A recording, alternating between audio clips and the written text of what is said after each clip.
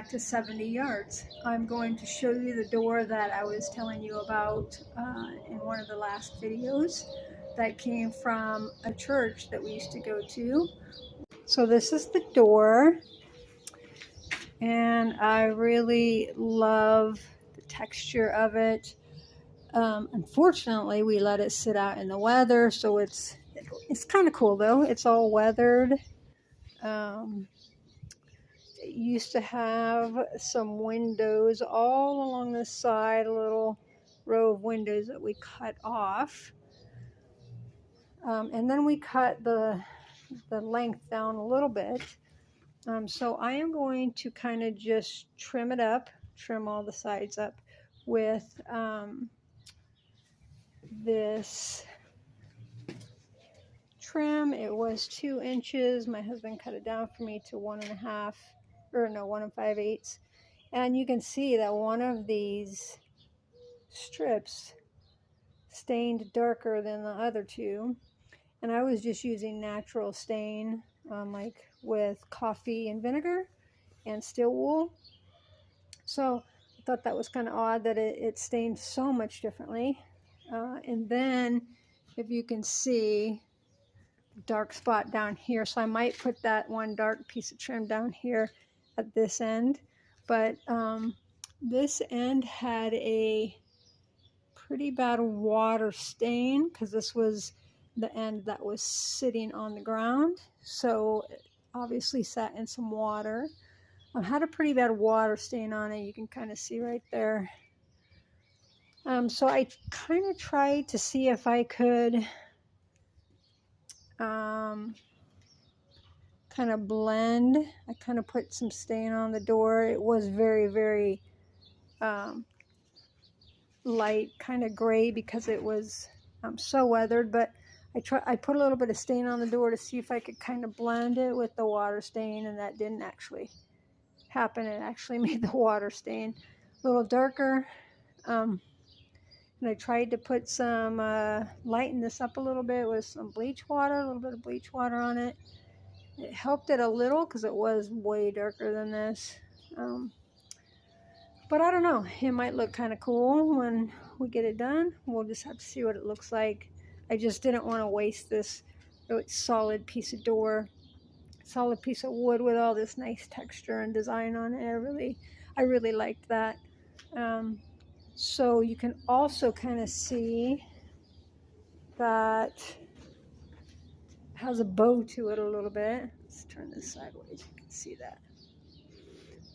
So it kind of has a little bit of a bow to it, so I'm going to try to fix that.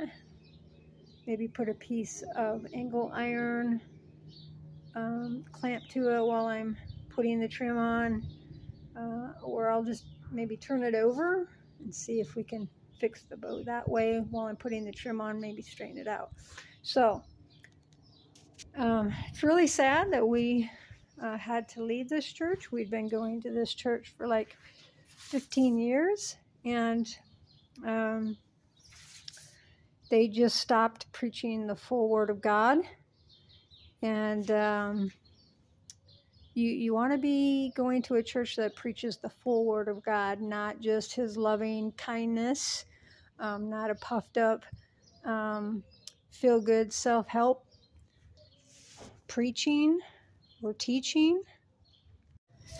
Don't get me wrong, Jesus is exceedingly loving and exceedingly kind, but He is also just. And if your church isn't teaching that, they're not teaching the full Word of God, He will pour out His wrath on the wicked.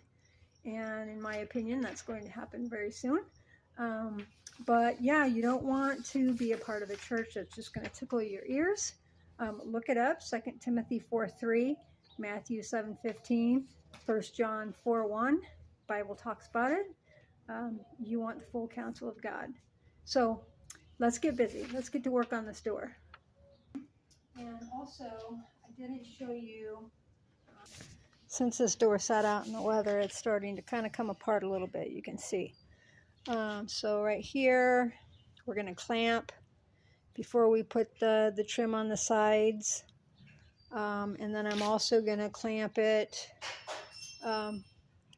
long ways because it's starting to come apart there as well. So that's what we are going to do today. See if we can get this little shirt up a little bit more.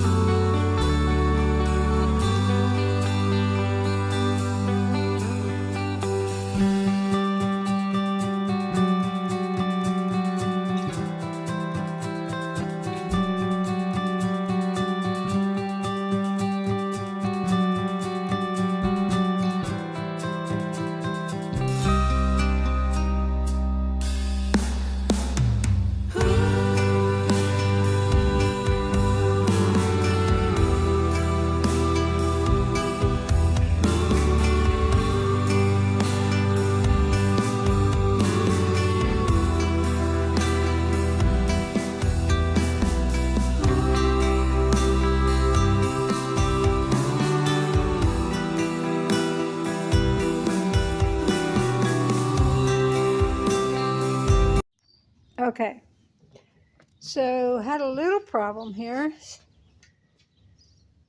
This, I don't know how good you can see it on camera, is where the door hardware was. So I need something to nail to right there. So we had to create a little custom piece of wood to fit in there. And then I can nail my trim strip to it. So just wanted to show you that.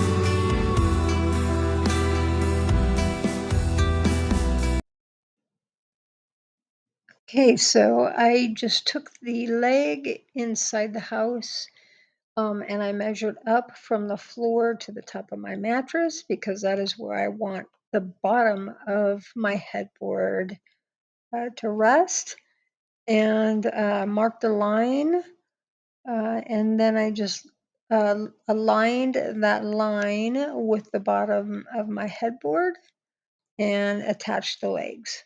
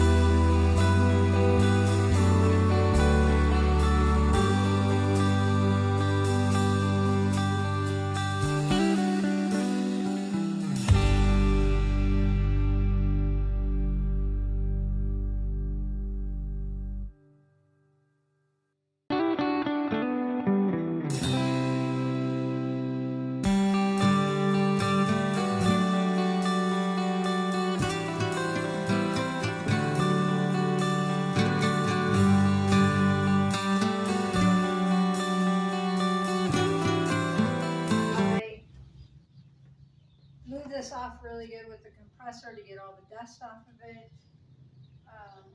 And then the more I blew, we had it covered with a blue tarp out in the weather.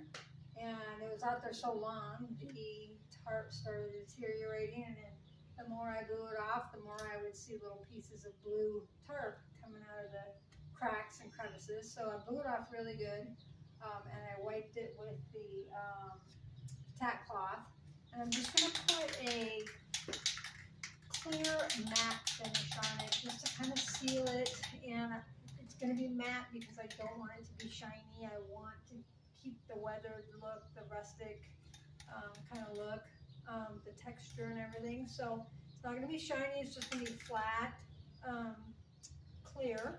So I just want to seal it a little bit and make it a little bit easier to clean. So I'm going to do that right now.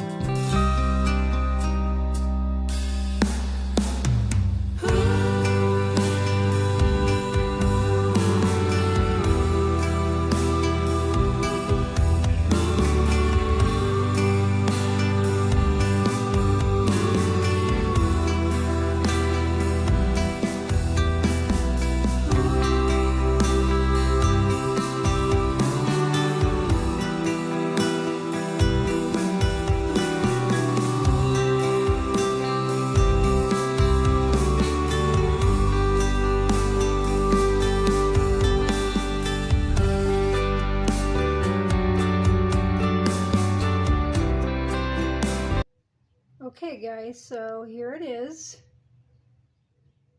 One mistake I made is I realized I probably shouldn't have used the tack cloth on the door because I got a lot of little fuzzies on it, and I didn't see them um, until after I put the clear coat on. So because it was just a flat clear, I was able to take a fine Scotch pad and kind of just knock them off, get them off there. If you were going to do a shinier clear, then you could still use a Scotch pad and knock the fuzzies off, but then you would have to go over it again with another coat of clear. So anyway, I kind of think it's cool looking. It's rustic. I thought that old door will make a cool headboard, and so if I don't like it, no big deal. The door was free. Just bought a couple of small things for it and put a little bit of time into it. So when I get it into the room, after I've gotten the focal wall done, the focal wall where the bed is going to be, we'll put it in there and I'll show it to you guys. I think it's going to look kind of cool. This rustic headboard kind of juxtapose the white kind of vintage brick looking wall. So anyway, we'll talk to you guys later. We'll see you on the next video. Bye.